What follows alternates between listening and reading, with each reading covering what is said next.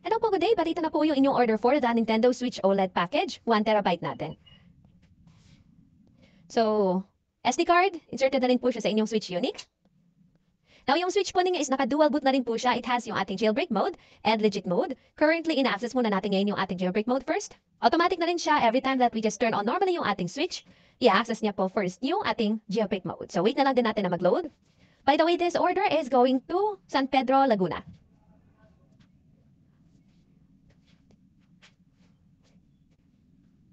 So for 1 TB, marami na rin po tayo mga games na na-install sa mga request ninyo.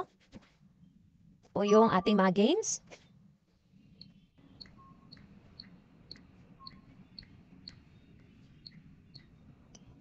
And then sa album folder, nandito naman yung ating mga homebrew applications. Pakita ko lang din yung ating buttons. So wireless Bluetooth. Okay siya. And then yung charging pala ng ating unit. So nakakabit na rin yung charger that's also included with your package sa aming outlet.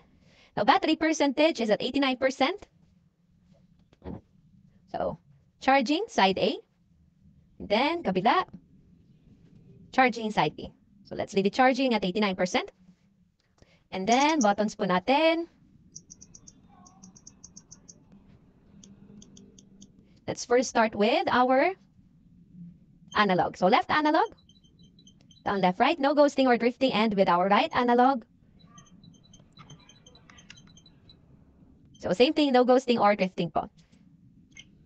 Buttons naman natin, ZR, ZL, RN, plus, minus, ABXY, directional buttons, analog buttons, yung screenshot natin, SR, SL for our left Joy-Con, and then SR, SL for our right Joy-Con.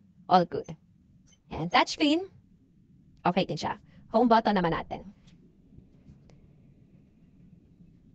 Then sa album folder, nandito yung mga homebrew applications. Off lang natin yung ating Switch and access naman natin yung second boot, which is yung ating legit mode this time.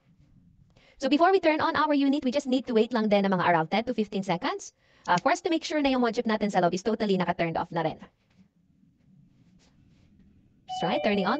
Once you see the logo na lumabas, hold down nyo lang po agad yung ating volume down button para mapunta tayo sa ating Hecate menu selection. And then this time, we can choose our legit mode SysNAND.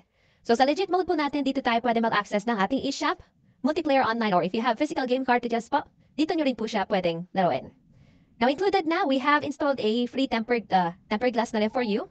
And then I'll be sending also separate photos of the other inclusions that we have for your package sa ating chat.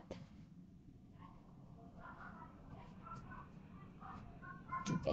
So for our legit mode, kayo na po yung magpapakonfigure ng settings niya like yung ating language, date, time, etc. Now, once you are able to successfully set up yung configuration niya, if you're going to check rin po yung inyong album folder during legit mode, expect na hindi na po ninyo makikita yung mga homebrew applications. Rather, pag meron na po kayong mga nakasave na photos or screenshots, doon po siya lalabas. So, okay na po yung ating Switch. Bali, papack na lang din namin at then wait na lang namin yung courier for pickup. Pa-wait na lang din po na mag-update yung tracking information sa inyong app. Thank you po and happy gaming!